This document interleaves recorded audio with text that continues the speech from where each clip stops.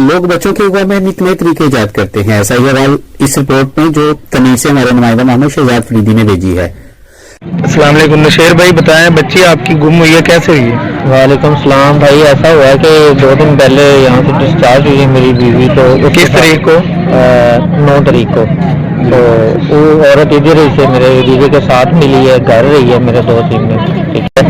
تو آج نام اس نے اپنا سمیرا بتایا، اس کا میاں کا نام ہے فرید بتایا، وہ کہہ رہی کہ آر والا کے پاس 30 کے ای بھی ہے، وہاں پہ ہم رہتے ہیں، رائی ہوتے ہیں، ٹھیک ہے۔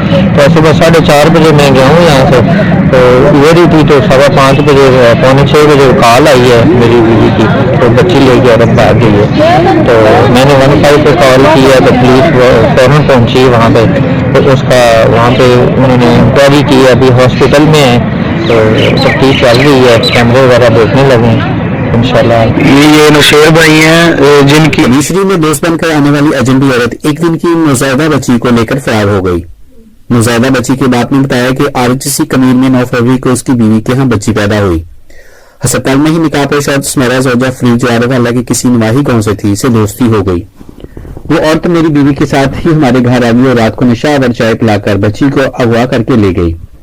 صبح کو بچی اور عورت کو غائب دیکھ کر فوری 15 پر کال کی، پولیس فوری 4 رکوع پر پہنچی اور ہسپتال کے CCTV کیمروں کی مدد سے اغوا کر عورت کی تلاش شروع کر دی ہے۔